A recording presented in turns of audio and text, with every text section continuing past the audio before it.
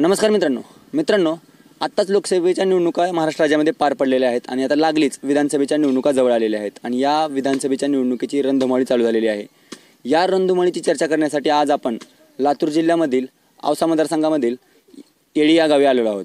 तर चला मित्रांनो, इथं काही वरिष्ठ मंडळी दिसत आहेत, आपण त्यांच्याशी चर्चा करूया, त्यांच्या मतदारसंघाबद्दल जाणून घेऊया। विकास कामं असतील, स्थानिक प्रश्न वगैरे असतील किंवा ठराविक जे मुद्दे असणार आहेत, मराठा आरक्षण, लाडकी बहीण योजना वगैरे सारखे जे मुद्दे आहेत, या मुद्द्यांवरती आपण आज चर्चा करणार आहोत।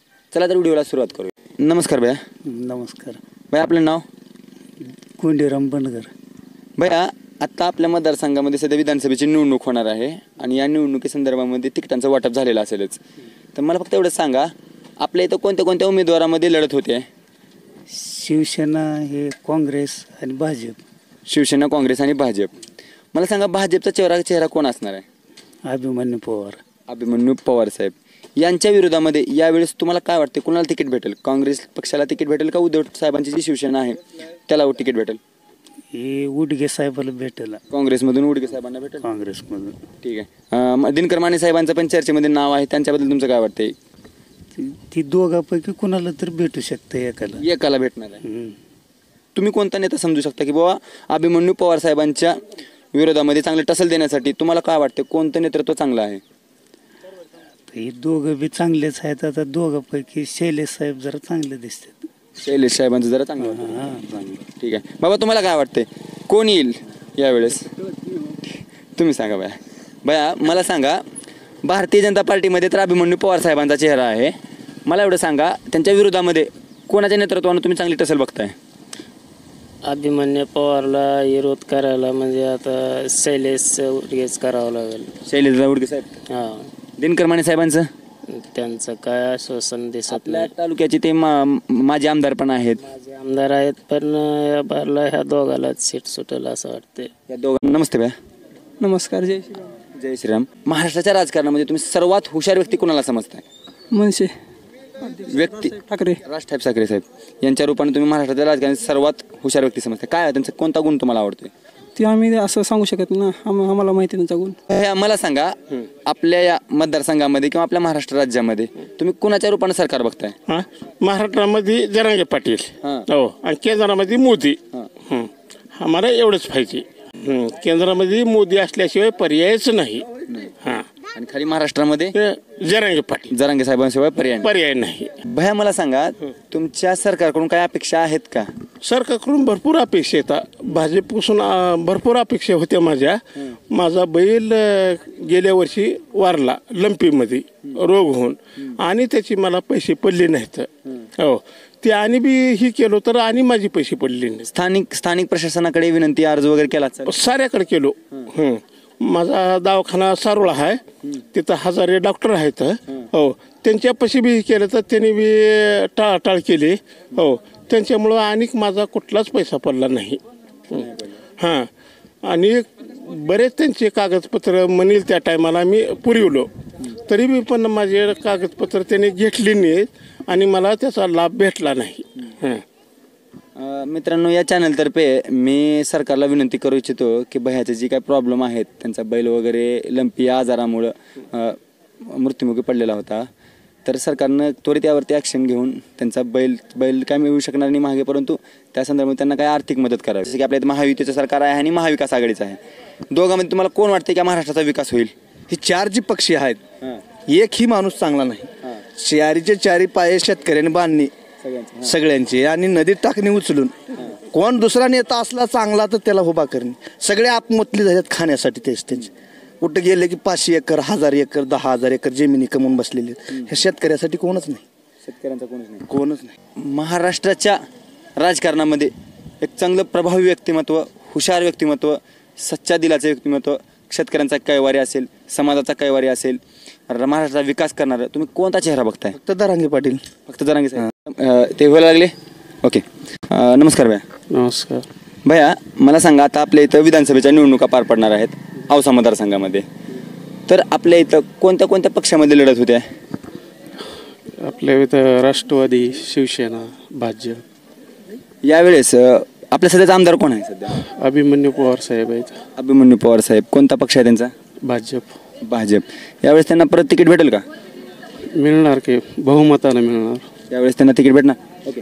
तर त्यांच्या विरोधामध्ये टसल होण्यासाठी तुम्ही तुमच्या मतदारसंघामध्ये कोणता चेहरा बघताय की जेणेकरून त्यांच्या विरोधात जर तुम्ही तो चेहरा थांबला तर चांगली टसल होईल असं तुम्हाला वाटतंय? नाही, आम्हाला तर वाटत नाही पुढे त्यांना कोण नेताच आहे का नाही. म्हणजे अभिमन्यू पवार साहेबांच्या विरोधात तुम्ही कोणता चेहरा बघत नाहीये. ओके. तरी सुद्धा तुम्हाला कोण वाटते की जेणेकरून जर झाली तर थोडंफार कोणा जवळ कोणा हे होईल असं आम्हाला काही वाटतच नाही. मला सांगा बया, सरकारचे सध्या जी तुमच्या काम आहेत अभिमन्यू पवार साहेबांची जी कामं आहेत आपल्या मतदारसंघामध्ये कशी झालीत कामं? कमीत कमी आता येळी ग्रामपंचायतमध्ये कमीत कमी त्यांनी जवळजवळ 4 ते 5 कोटीचे कामं दिले आहेत साहेबांनी. जवळजवळ तुपडी ते येळी जवळ 1.5 कोटीचं म्हणजे पाणी पुरवठ्याची योजना आहे. आणि येळी ती कवटापाटी जवळजवळ 2 कोटीचा रस्ता मंजूर केला आहे त्यांनी. तांडा वस्ती म्हणून एक 8 लाखाच त्यांनी सभागृह दिले. पुन्हा आणि एक किरवली वस्तीमध्ये विठ्ठल मंदिरासाठी 10 लाखाचा त्यांनी निधी दिला आहे. पुन्हा एक कॅटवेअर दिलं आहे 9 दरवाजाचं मोठं कॅटवेअर दिलं आहे 1.5 कोटीचं. आणि अंतर्गत तर त्यांनी जवळजवळ दलित वस्तीला 8 लाख दिले आहेत. एक हायमास म्हणून आपल्या लाईटचे 2 म्हणजे 3-3 लाखाचे त्यांनी दिले आहेत. आमचा एक देवंगरा म्हणून ग्रामपंचायत आहे तिथे जवळजवळ 20-25 लाखाचे कामं तिथे देखील झालेले आहेत. थोडक्यात काय तर तुम्ही त्यांच्या कामाबद्दल संतुष्ट आहात, समाधानी आहात, बरोबर? मला काय म्हणायचं विरोधकांचं काय म्हणणं? मी राष्ट्रवादीचा कार्यकर्ता आहे तरी पण त्यांचं ज्यांनी काम केले त्यांची स्तुती करणं तर गरजेचंच आहे. बरोबर आहे ना. राष्ट्रवादीमध्ये कोणते, अजित पवार साहेबांचे राष्ट्रवादी की शरद पवारांचे? मी ह्याचं आपलं अजित पवारांचं कार्यकर्ता आहे. अजित पवार साहेबांचं. भैया मला सांगा विरोधकांचं काय म्हणणं आहे जी सरकारने जी सध्या लाडकी बहीण योजना आणलेली आहे ही योजना एकदम निवडणुकीच्या तोंडावरती आणलेली आहे, निवडणुकीला लक्षात घेऊन आणलेली आहे असं म्हणणं आहे त्यांचं. तुमचं काय म्हणणं? एक बरेच 1-2 वर्षापासून त्यांचं म्हणजे बाबा स्त्री ही पुरुषाबरोबर म्हणजे हे हो म्हणजे दोन्ही चाकं बरोबर असावं आणि स्त्रीला उद्योगधंद्यामध्ये न्यायचं आणि दोघांनी बी कष्ट केल्याशिवाय संसार हा चालत नाही. पण 2 वर्षापासून नियोजन होतं त्यांचं, हे आज तात्पुरतं नाही. विरोधकांचं हेही म्हणणं आहे की एक सरकारकडे एवढं बजेट नाही आहे तरी सुद्धा सरकारने ही योजना फक्त निवडणुका लक्षात घेऊन आणलेली आहे. आहे का बजेट? बजेट त्यांनी तरतूद केल्याशिवाय एवढा GR आणणं एवढं महाराष्ट्रामध्ये काही ते काही खाजगी योजना आहे का? मंत्रिमंडळात बैठक घेऊन त्यांनी निवेदनच केले ना तसं पैशाची तरतूद. आपलाच टॅक्स वगैरे असतोय काही असतं त्याचं निवेदन लावूनच त्यांनी योजना राबवली ना.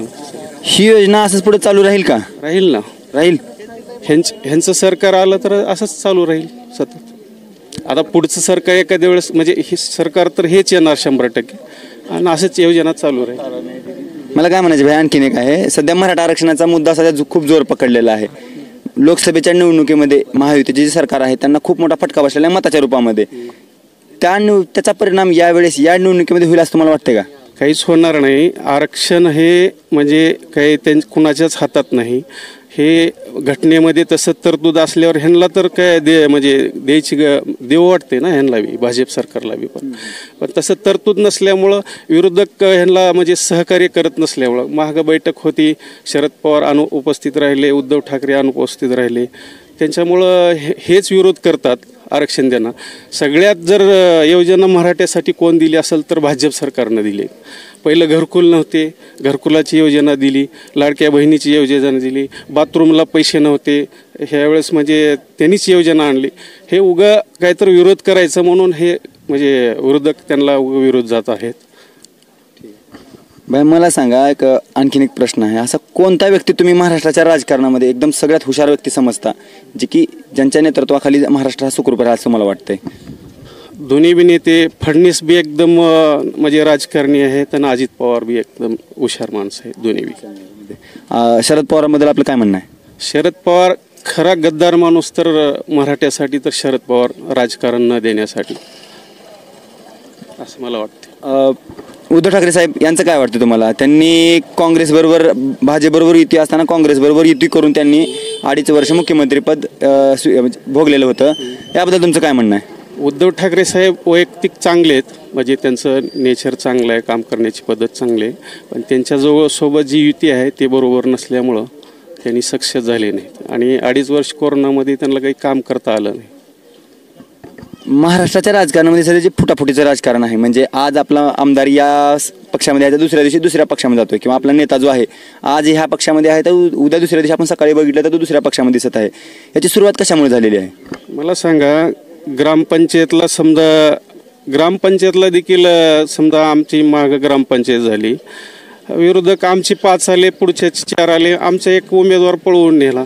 तसं त्यांनी आपला पक्ष मोठा करण्याचा कुणी बी प्रयत्न असतं. ह्याच्यामध्ये काय, तुम्हाला आमच्या पक्षाचे तुम्ही दुसऱ्या पक्षामध्ये राष्ट्रवादीमध्ये, आमचं काही काम पटलं, आम्हाला पक्ष मोठा करण्यासाठी तुम्हाला घ्यायची इच्छा असलं तर आम्ही आमचे तुम्हाला सांगणार पक्षाचे दृष्टिकोन, तुम्हाला पटलं तरच तुम्ही येणार नाही. आम्ही काही तुम्हाला जबरदस्ती घेऊन जाणार आहेत का आमच्या पक्षामध्ये? म्हणजे थोडक्यात काय तर तुम्ही ही एक राजकीय नीती समजता, राजकारणाची एक नीती समजता, हे चुकीचं काही नाही याच्यामध्ये. त्याच्यामध्ये काय चुकीचं आहे? आपला पक्ष मोठा हो, आपल्या पक्षामध्ये चांगल्या नेचरचे विरोधकामध्ये बी चांगला एखादी माणूस असेल तर आपल्या पक्षामध्ये त्याचे चांगलं वाटलं की आपल्यामध्ये सामील करून घ्यावं असं वाटतेच ना आपल्याला. थोडक्यात काय, यावेळेस आमदारकीची निवडणूक जी होणार आहे, विधानसभेची निवडणूक होणार आहे, या निवडणुकीमध्ये जिंकून कोणी असं तुम्हाला वाटतंय? भाजपचं सरकार येणार, मुख्यमंत्री भाजपचाच होणार आणि आमच्या तालुक्याला तर बहुमतानं असं अभिमन्यू पवार येणार. अभिमन्यू पवार साहेब येणार. सरळ प्रश्न आहे भैयाला. भैया, यावेळेस मला सांगा, आपल्या मतदारसंघामध्ये जिंकून कोणी असं तुम्हाला वाटतंय? भाजपशिवाय आणि दुसरं कोण नाही. भाजपशिवाय दुसरं कोण नाही? व्हॅल्यू त्यांची सध्या चालू आहे. टसल कोण टसल देईल भाजपला? आता ते कसं आहे, सगळं पब्लिकची मनोगत आहे, कारण त्याचं तेवढं न्यूज सध्या चालू, म्हणजे प्रत्येकाची भावना तेच चालू आहे. भाजपचा चेहरा कोण आहे आपल्या इथं? ते काय तेवढं लक्षात बसत नाही. आपल्या इथं भाजपचा चेहरा कोण आहे? आधी अभिमन्यू पवार आहे सध्या अभिमन्यू पवार साहेब आहेत. यांना तिकीट भेटेल का? आता ते पुढलं काय आपण सांगू शकतो नाही माहित. चालतंय, काय हरकत. नमस्कार भैया. नमस्कार. भैया, मला सांगा, आपल्या विधानसभेच्या या निवडणुकीमध्ये होणाऱ्या निवडणुकीमध्ये तुम्ही प्रामुख्याने कोणत्या पक्षामध्ये लढत बघता आणि कोणत्या चेहऱ्यामध्ये लढत बघता? तर लढत बघण्यासारखं म्हणजे कसं आहे, जर मराठाची जर पडली तर 100% तीच होऊ शकते. म्हणजे जरांगे साहेबांच्या रूपाने जर एखादा चेहरा भेटला, त्यांनी दिला तर आपलं मतदान त्यांनाच होईल. त्यांना, बाकी पक्षांचं वगैरे काय देणं घेणं नाही. माती खाऊ आपण, जातीसाठी माती खाणार. मराठा आरक्षणाच्या मुद्द्यावरून विचारतोय, तुम्हाला काय वाटतं, कोणतं सरकार मराठ्याच्या हिताचं आहे असं तुम्हाला वाटतं? मराठाच्या हिताचं कोणतं सरकारने सध्याचं चालू होतं, कारण ह्यांच्या हातात पूर्ण सत्ता आहे. ह्यांनी राहतात दुसरं बदलतात, सारच होते, एवढं का बरं होत नाही? जरांगे साहेब सध्या मराठा आरक्षणामध्ये देवेंद्र फडणवीस साहेबांच्या मागे लागलेले आहेत, न्यूजमधून आपण बघतोय.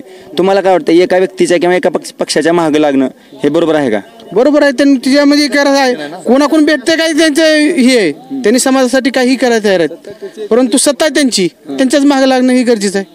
मला काय म्हणायचं, मराठा आरक्षण आरक्षण जे हवं आहे मराठ्यांना, ते फक्त एका पक्षाकडून मिळणार आहे का संसदेमध्ये बिल पारित करून, विधिमंडळामध्ये बिल पारित करून सगळ्या पक्षांचं बहुमत असेल तर भेटेल असं तुम्हाला वाटतं? सगळ्या पक्षाचं बहुमत भेटते, पण महत्वाचं चालू सत्तेवर जे आहे सरकार हीच करू शकते. मग भेटेल का? मनात नसेल तर करू शकत नाही. ह्यांना कसं आहे, पूर्ण हाताखाली घेऊन ठेवायचे, दुसरा काही विषय नाही. जर समजा जरांगे साहेबांनी जर आपल्या तालुक्यामध्ये जर चेहरा नाही दिला तर तुम्ही मतदान भाजपच्या विरोधामध्ये करसाल का, किंवा भाजपच्या विरोधात जाईल मतदान ना, कोणी का असेल? कोणी का असे ना. ते म्हणजे थोडक्यात काय आहे, तर मराठा आरक्षण बघायचं नाही, फक्त मराठा आरक्षण बघायचं, फक्त मराठा आरक्षण, फक्त मराठा आरक्षण. सरकारने सध्या जी लाडकी बहीण योजना जी काढलेली आहे, या योजनेवर आपलं काय मत आहे? आमचेच पैसे देणार आहे आम्हाला, काय उलट वाढवणार पैसे, ते का करणार आहे असं? जसं काय पेट्रोल म्हणा, काही डिझेल म्हणा, ह्याच्यातच पैसे काढून देणार आहे, त्यांना कुठले देणार आहे? थोडक्यात काय, सध्या लाभ भेटायला लागला का नाही महिलांना, हे योग्य आहे का नाही? भेटला आहे, पण आमचे पैसे त्याच्यात डबल जाणार आहेत. कोणत्या रूपामध्ये? डिझेल आलं, पेट्रोल आलं, प्रत्येक ह्याच्यात GST कशात बी झालं तर आमचेच पैसे येते, त्यांचे पैसे नाहीत, फक्त नाव त्यांचा, पैसे आमचे. थोडक्यात बायकोला 1,500 आहेत. बाबा, मला सांगा, लाडकी बहीण योजना ह्याच्याकडे कसं बघता तुम्ही? फालतू काय ती? फालतू योजना आहे का बरं असं म्हणता तुम्ही? नाही ती टिकू शकत नाही.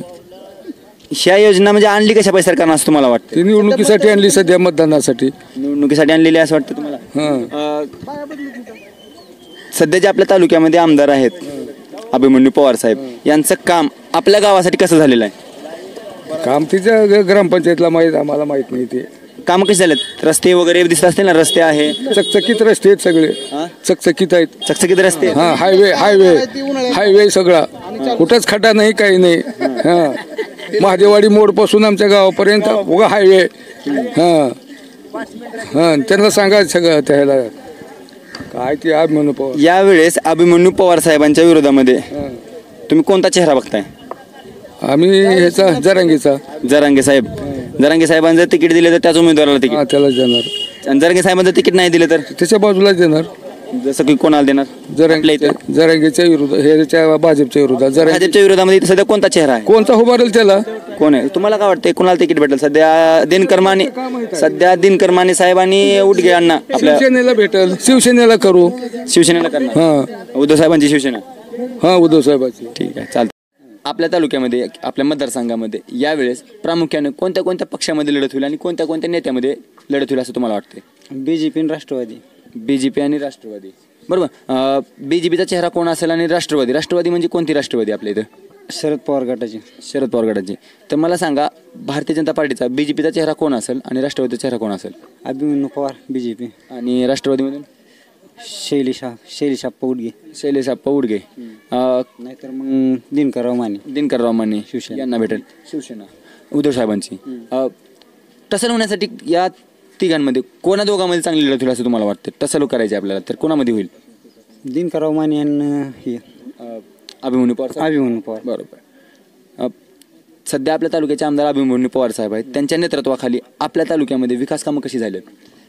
बरेच काही, पण आमच्या इथं जरा काय हे असं जरा ही का बघला की खड्डे पाणी, एक नालीचं काम झाले तेवढं आता आमच्या इकडे. आत्ताच मी आपल्याच गावामध्ये एक ग्रामस्थांना विचारलं असतं, त्यांनी म्हणलं आमच्या गावाला भरपूर निधी आलेला आहे, पण स्थानिक जे कामकाज वगैरे त्यांनी काम नीट केलेलं नाही. ह्याबद्दल तुमचं म्हणणं काय? काम कसं आहे, काम दलित वस्तीला येते जास्त करून. तर काम तिकडलं इकडे घ्यायचं म्हणल्यावर समजा हे करून विचार करूनच करावं लागते. ठीक आहे. मला सांगा, तालुका आहे, ठीक आहे, तालुक्यामध्ये विकास कामं तुम्ही ठीकठाक झालेली आहेत असं म्हणतात. मला सांगा, सरकारची जी लाडकी बहीण योजना आहे या योजनेबद्दल आपलं मत काय? ह्याच्याबद्दल का सांगावं आता तुम्हाला? चांगली आहे योजना का वाईट आहे, का फक्त निवडणूक लक्षात घेऊन आणलेली योजना आहे? निवडणूक लक्षात घेऊनच आणलेली आहे ती. निवडणूक झाल्यानंतर ही योजना चालू राहील का पुढं? काही सांगता येत नाही. तरी तुम्हाला काय वाटतंय? बघूत ना, भाजपा युतीचं जर सरकार आलं तर राहील योजना चालू राहील. विश्वास आहे तुम्हाला? आहे. ठीक आहे. जर नाही आली तर मग ती मावळली म्हणायचं. सरकारनं जवळजवळ 1 वर्षाचं बजेट काढलेलं आहे म्हणते त्या योजनेसाठी. मग जर समजा दुसरं सरकार आलं तर ती योजना चालू राहील का? नाही ना. मराठा आरक्षणाच्या मुद्द्याकडे येऊया आपण. मराठा आरक्षणाच्या मुद्द्यावरून तुमची काय भूमिका आहे? तुम्हाला काय वाटतं? देवच लागते सरकारनं आरक्षण. तुम्ही कोणाकडे मागणी करणार? कोणाकडे? मुख्यमंत्री. आता आम्हाला मुख्यमंत्र्याकडे जावं लागेल की. आता आम्ही इथं महाराष्ट्र म्हणल्यावर मुख्यमंत्री, केंद्रात म्हणल्यावर मग तिकडे ह्याच्याकडे जावं लागलं असतं, मोदीकडे. मला काय म्हणायचं, मराठा आरक्षणाच्या या मुद्द्यामध्ये किंवा मराठा आरक्षण मिळण्यामध्ये तुम्हाला काय वाटतं सर्वात जास्त अडचण कुण्या नेत्याची होते किंवा कुणाची होते? अडचण सारीच आहेत. विरोधी पक्ष नेते आहेत, सरकारमधले आहेत, सारेच आहेत. अडचण संधीचीच आहे. या सगळ्यांना तुम्ही कशा पद्धतीने उत्तर द्याल? आरक्षण द्या म्हणावं लागतं, द्यावंच लागते. आरक्षण द्यायलाच पाहिजे. जरांगे साहेब मरायला टेकले पार. ह्यांनी काय आश्वासनं दिली आहेत की तारखा दिल्या आहेत, झालं. इकडे काय आपल्या इतर मतदारसंघामध्ये जर जरांगे साहेबांनी जर एखादा उमेदवार दिला तर तुम्ही मतदान कोणाला करणार? पाटीलजी म्हणतील त्यालाच. पाटीलजी म्हणतील त्यांनाच. ठीक आहे. भाई मला सांगा, मराठा आरक्षणाचा मुद्दा घेतलेला आहे आपण, शेतकऱ्यांच्या मुद्द्याकडे येऊया आपण. शेतकऱ्यांच्या मुद्द्यामध्ये सोयाबीन सारखे जे पीक आहे किंवा शेतकऱ्यांची जी इतर समस्या आहेत, भाव वगैरे आहे, खताबियाचे भाव वगैरे आहेत, याबद्दल आपलं काय म्हणणं आहे? भया सोयाबीनला कमीत कमी 6,000 ते 7,000 रुपये भाव द्यावा लागते सरकारने. 3,000 4,000 न आता तुम्हाला सांगतो काढायला एकरी 5,000 रुपये गुत्त घेऊले आहेत. एकरी 5,000 रुपये. तर सोयाबीनचा भाव 4,000 रुपये. मग पीक घ्यायचं कसं, शेतकऱ्यांना करायचं कसं? तर यावेळेस मला काय म्हणायचं, एक लास्ट प्रश्न, शेवटचा प्रश्न. आपल्या तालुक्यामध्ये, आपल्या मतदारसंघामध्ये यावेळेस जिंकून कोण येईल असं तुम्हाला वाटतंय? शेवट प्रश्न. दोघाची ठसेल सेम चालणार आहे. काहीच सांगता येत. अभिमन्यू पवार साहेब, दिनकर माने साहेब किंवा शैलेशदादा उडगे साहेब, बरोबर? तिघामध्ये चांगली टसल चालेल असं मला वाटतंय. नमस्कार अण्णा. नमस्कार अण्णा, मला सांगा, आपल्या मतदारसंघामध्ये, औसा या मतदारसंघामध्ये प्रामुख्यानं कोणत्या कोणत्या पक्षामध्ये लढत होते आणि कोणत्या उमेदवाराला यावेळेस तिकीट भेटेल असं तुम्हाला वाटतं?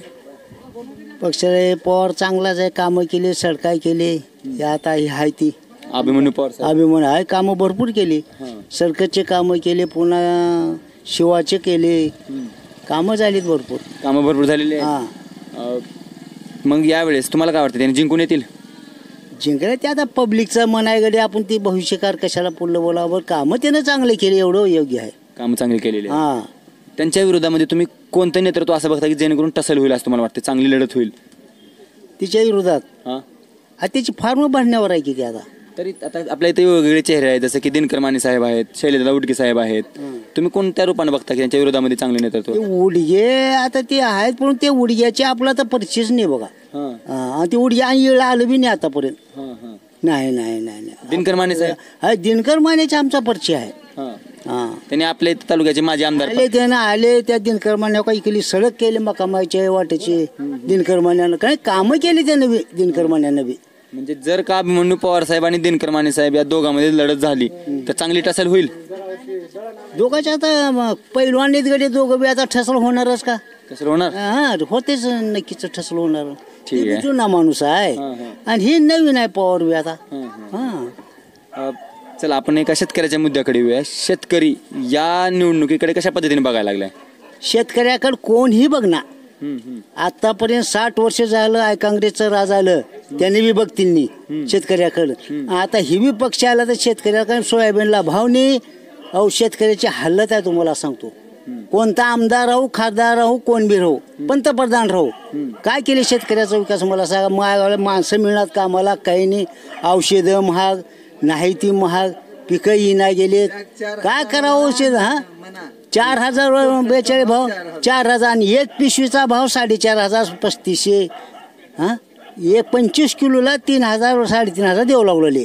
आणि तुम्हाला सांगतो ना शेतकऱ्याला काय आता काढायला 5,000 गेल्यात मजूर लोक काय उरणार आहे मला सांगा बरं. आणि त्या लातूरला गेलं किराणा महाग काय बी घ्या. आता ही तेल सोयाबीन 4-4.5 नाही घेते तर तेल 110 रुपये किलो दिलं बोला. मग काय शेतकऱ्याची हालत मला सांगा बरं. ती कोण बी शेतकरी असो. सोयाबीन या पिकाला तुम्हाला काय वाटतं किती भाव भेटायला पाहिजे जेणेकरून शेतकरी थोडक्यात एक चांगलं समाधानी होईल? मग कमीत कमी तर 7,000चा भाव पाहिजे बघा. कमीत कमी 7,000? कमीत कमी 7,000 तर तुम्हाला सांगतो शेतकरी काय तर बरोबरला येईल. शासनचा नियम आहे बरोबर. आता काल बी त्या ह्यानं मुख्यमंत्र्यानं टाकले अनुदान काय देऊ लागलेत पण ह्या 4,000 मध्ये होणार आहे काय मला सांगा. होणार आहे काय?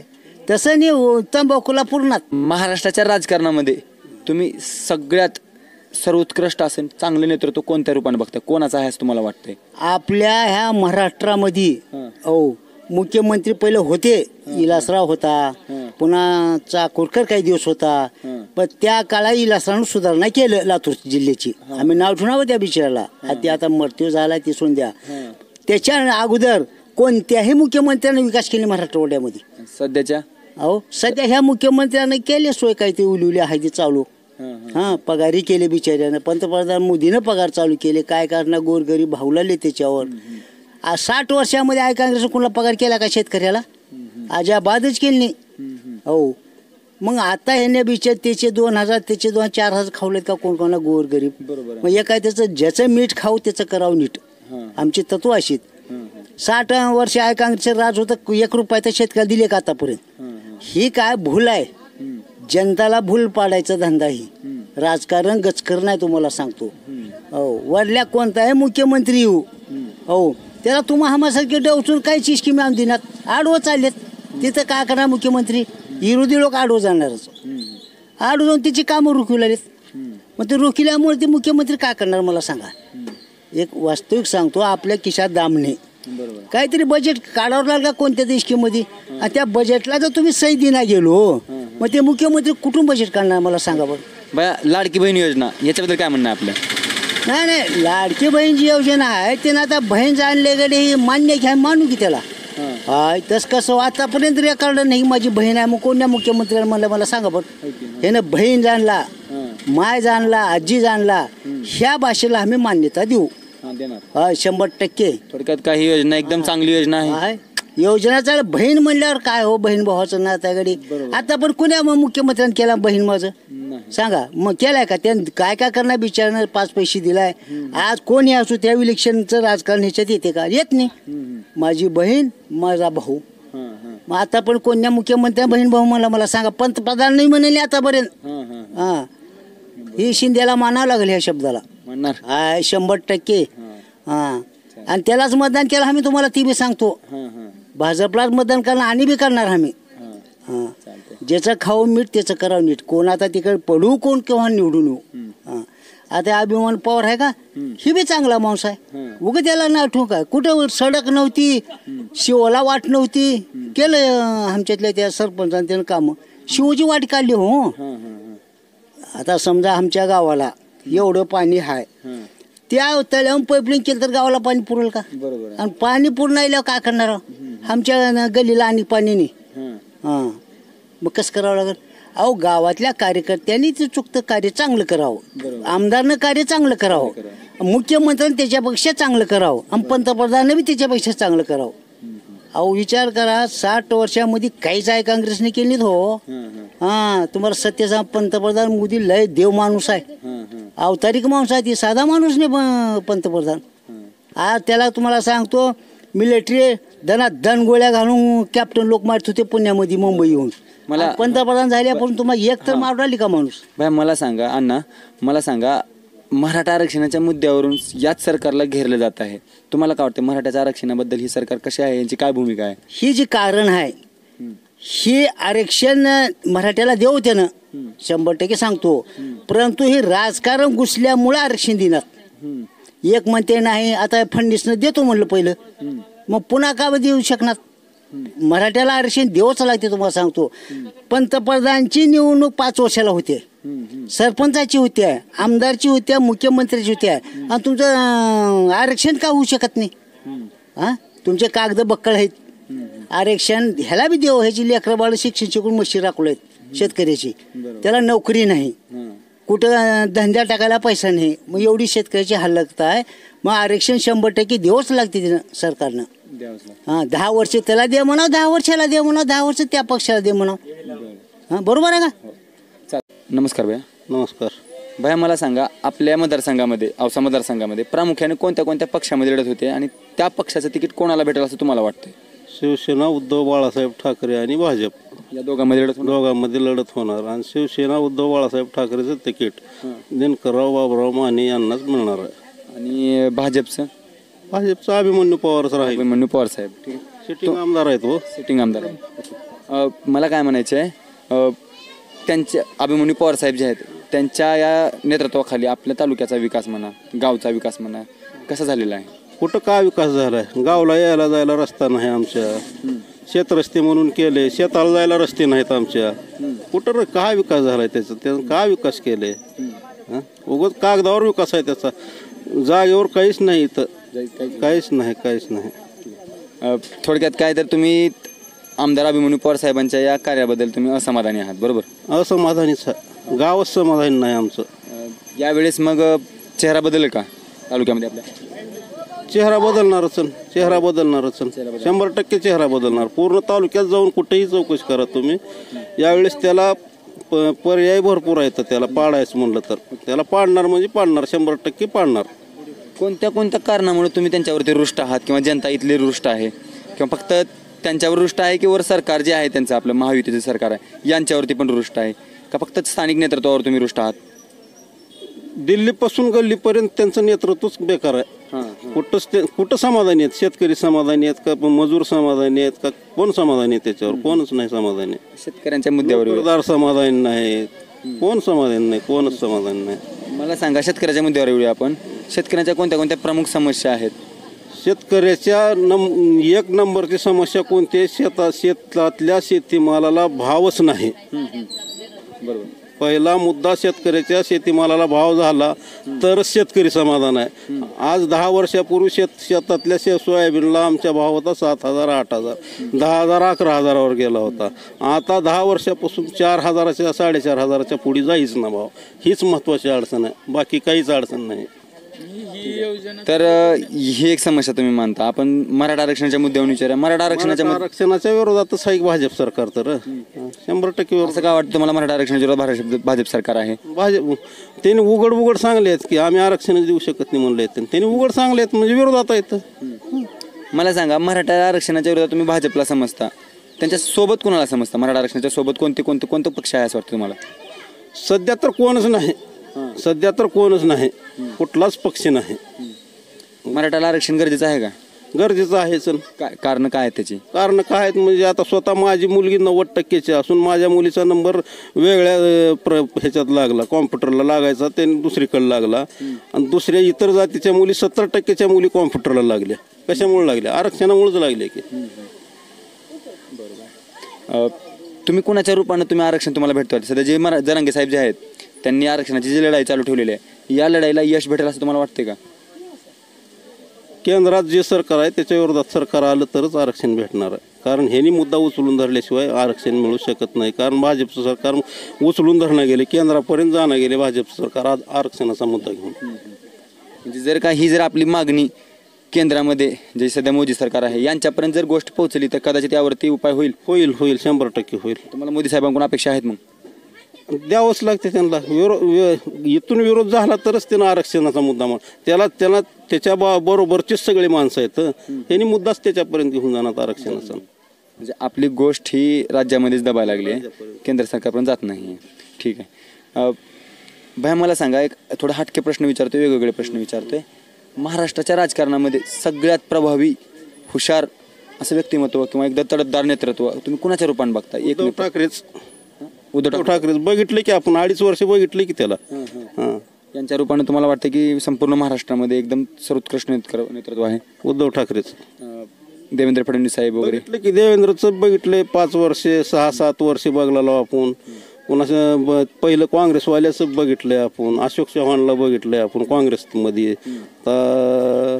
एकनाथ शिंदे साहेबांचं कसं वाटतं आता? नाहीच, त्याचं काय, त्याला लिहून दिलेलंच वाचते आणि त्यानं का करते? त्याला का स्वतःला काही सदा नशेत राहते 24 तास, आणि त्यानं का करते? आणि शरद पवार साहेबांचं काय वाटतं तुम्हाला? शरद पवार आता काही नेतृत्व करणार बी नाहीत, त्यांनी केलं करणारच नाहीत त्यांनी. म्हणजे उद्धव ठाकरे साहेबांच्या नेतृत्वाला सध्या संपूर्ण महाराष्ट्रामध्ये चॅलेंज करणारं कोणच नाही. कोणच नाही. भैया, एकनाथ शिंदे साहेबांच्या नेतृत्वाखाली सध्या एक लाडकी बहीण योजना म्हणून योजना आणलेली आहे. या योजनेबद्दल तुमचं काय मत आहे? काय गरज आहे त्या योजनेची? शेतकऱ्याच्या शेतीमालाला भाव नाही, उगाच ते डुप्लिकेट, आणि ते चालणार बी नाही. योजना चालणार नाही, 100% बंद. दिवाळी झाल्या तुम्ही बघा, तुम्ही बंदच पडते योजना. ते कारण मतासाठी योजना राबविली. कारण काय बंद पडेल असं तुम्हाला काय वाटतं? त्यांच्या शासनाकडे पैसे आज रोजी पैसे द्यायला नाहीत. मला सांगा PM किसान योजना चालू केली. आज माझ्या गावातल्या बऱ्याच लोकांना PM किसान योजनेचा लाभ मिळाला नाही. पुन्हा नमो शेतकरी योजना चालू केली, त्याच्यातून मी माझ्या गावातले 50-60 शेतकरी वंचित आहेत. तालुक्यातलेच तसे तर माझ्या गावातले 50-60 वंचित आहेत. ही करा, ती करा, ह्याच कागद ऑनलाईन करा, त्याचं करा, असं करा, तसं करा. काय गरज आहे? आता आणि एक, आता ह्या सरकारचं कामगाराला खाऊ वाटप करते दुपारच्या वेळेस. म्हणजे कामगाराला, बांधकाम कामगार असतील आणि मजूर असतील आणि कोण असतील, कुठं आहे ती? उगाच एक कुठतरी एखाद्या गावात चालू करायचं, महाराष्ट्रभर केलं म्हणून दाखवायचं, देखावाय फक्त. काय आहे ती? सध्या बांधकाम कामगार जे असणार आहे त्यांची जी मुलं वगैरे आहेत त्यांना शिष्यवृत्तीच्या रूपामध्ये सरकार काहीच नाही. कुठं शिष्यवृत्ती आहे? माझ्या गावात आता हे बांधकाम कामगार आहे, त्याच्या मुलाला आहे का विचारा शिष्यवृत्ती? त्यांनी कार्ड काढलेलं आहे का? आहेत कार्ड त्यांच्याकडं. बांधकाम कामगाराला काहीच मिळालं नाही, दुसऱ्यालाच मिळालं. जे खरे आहेत त्याला काहीच नाही, वशिल्यावर मिळालं दुसऱ्याला. आता माझ्या गावात आहे ते. चालते. थोडक्यात काय तर तुम्ही या निवडणुकीमध्ये उत्साही आहात का? निवडणूक यावी लवकर असं तुम्हाला वाटतं का? लगेच उद्या लावा निवडणूक. उद्या सरकार बदलणार? मग बदलणार, 100% बदलणार. सरकार तर बदलणार आहे, 100% सरकार तर बदलणार आहे. भाजपच्या महाराष्ट्रात 50च्या वर जागा येणार नाहीत, येत नाहीत. मित्रांनो, आपण जनतेचा कौल विचारलेला आहे. आणखी काही ज्येष्ठ मंडळी आहेत, आपण त्यांच्याशी बोलूया.